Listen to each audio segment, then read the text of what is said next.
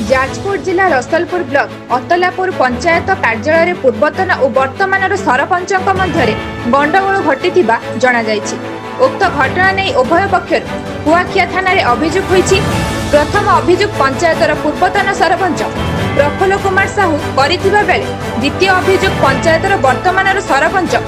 अनेशा कसरंग पक्षर दायर होईछि। पूर्वतन सरपंच श्री साहू पक्षर होइथिबा अभियोग अनुसार रसलपुर ब्लॉक कनिष्ठ जंत्री नमिता परिडा उक्त पंचायत को जाइथिले। तांको साक्षात करने को जिबा समय सरपंच स्वामी शेख इमाम ओदिनी समेत 2 जण भितर को जीवा को न दे गाली गुलज करी माड़ मारी आहत करथिले।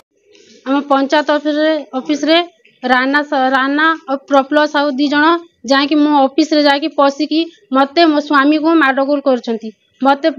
पेली मो साड़ीटा चिरी देइछंती, मो स्वामी को भी मारिछंती, तांको बटाम सब चिंडे देइछंती। मते कहले पद्दा को आसा मु तुमको मारी मते कहले तुम रेप करमी एई कथा कहले हम जाति को नेकी भारी ए करला। कोन अबेटी बचल कोन दाबी रहियो मोर गोटे दाबी अछि तांको न नेकी आसीबो मु एठी बसिनी अरेस्ट न करिवे।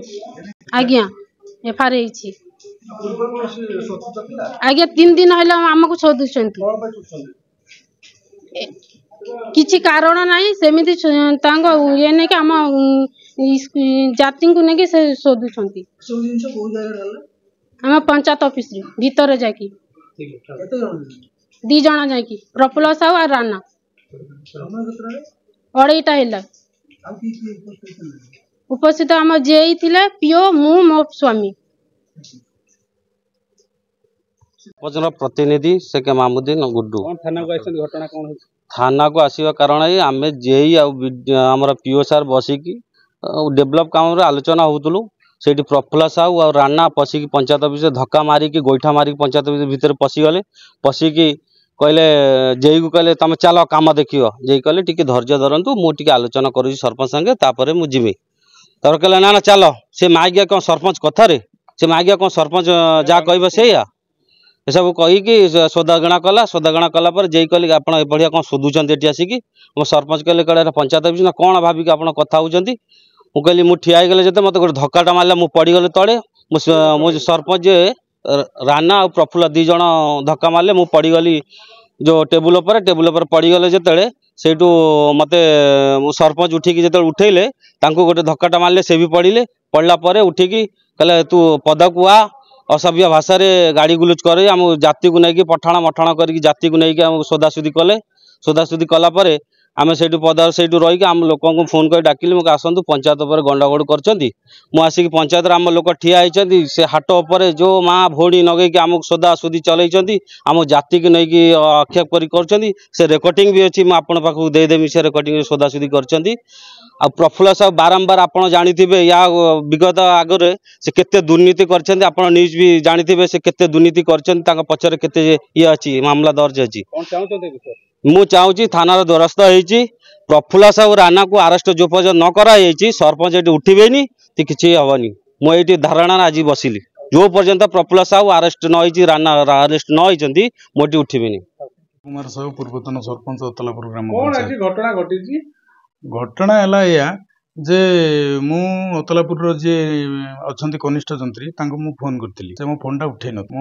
खबर पाइली जे पंचायत ऑफिस से अच्छा मु जाऊली पंचायत ऑफिस देखा करने गोटे निर्दिष्ट कम गला पंचायत जो मुख्य फाटक गेट पाखे सरपंच स्वामी इमामुद्दीन तार सहयोगी 2-4 जन थे मो ना गोटे थी सुफियान आ गोटे राकेश साहू से मो सहित जुक्ति तर्क कले गेट भर मत पूरे देले नहीं मत अश्लील भाषा गाली गुलज कले मु कहली मुझे देखा करने जाऊँगी पंचायत कार्यालय को जाऊँगी से अतिष्ठ होगी मत मारपिट कले मत मो बेकू को तंटिकी धरी मत से पकईदे पकईदेकी मत विधा घईटा माइले मत जीवन मारिदेवाई उद्देश्य थिला मु कौशल क्रमे दौड़िली दौड़िया भितर से गोड़े गोड़े नई बंध बंध मत माइले माइला पर लोकाल लोक वाला कले आसी पहुँचीगले कि कड़े छाड़ी पड़ेली तापर मु मेडिकल गली और मेडिकल आसला कुआखिया थाना अभियोग कर विरुद्ध विरुद्ध दृढ़ कार्यानुष्ठान ग्रहण करने मोर दाबी अच्छी और मोर आशा अच्छी कुआखिया पुलिस निश्चित भाव में कार्यानुष्ठान ग्रहण कर संपूर्ण मिछ मो पंचायत कार्यालय को आम जाना पंचायत जो बाउंड्री गेट बड़ गेट ସେଇଠି ହେଇଛି। ଆପଣ ସେ ମହିଳା ସରପଞ୍ଚ ମହିଳା ସରପଞ୍ଚ ଭିତରେ ଥିଲେ ନଥିଲେ ଆମେ ସେଥିରେ କିଛି ଜାଣିନୁ। ସେ ଅଭିଯୋଗ କରୁଛନ୍ତି ଆପଣ ତାଙ୍କ ଶାଢୀ ବି ଚିରାଚିରି କରୁଛନ୍ତି। ଟୋଟାଲି ଆମେ ତାଙ୍କୁ ଦେଖିନୁ, ସେ ଭିତରକୁ ଆମେ ଯାଇନୁ। ପଞ୍ଚାୟତ ଅଫିସର ମୁଖ୍ୟ ଗେଟ୍ ଭିତରକୁ ଆମେ ଯାଇନୁ, ଗେଟ୍ ଭିତରକୁ ବି କ୍ରସ କରିନୁ। ତିନିଟା ଗେଟ୍ ପରେ ପଞ୍ଚାୟତ ସରପଞ୍ଚଙ୍କ ଅଫିସ। ସରପଞ୍ଚ ତା ଭିତରେ ଥିଲେ କି ନାହିଁ ମୁଁ କହିପାରିବିନି, ଆମେ ଦେଖିନୁ ସରପଞ୍ଚ, ଆମେ ତ ଭିତରକୁ ଯାଇନୁ। ଆଉ ସେମାନେ ଜୀବନରେ ମାରିଦେବାକୁ ମଧ୍ୟ ଧମକ ଦେଇଥିବା ନେଇ ଶ୍ରୀ ସାହୁ ତାଙ୍କୁ ଅଭିଯୋଗରେ ଦର୍ଶାଇଛନ୍ତି। ଅପରପକ୍ଷରେ ସରପଞ୍ଚଙ୍କ ପକ୍ଷରୁ ହୋଇଥିବା ଅଭିଯୋଗରୁ ଜଣାଯାଇଛି ଯେ ସରପଞ୍ଚ ନିଜେ ଓ କନିଷ୍ଠ ଯନ୍ତ୍ରୀ ଓ ପିୟୁ ପଞ୍ଚାୟତ କାର୍ଯ୍ୟାଳୟରେ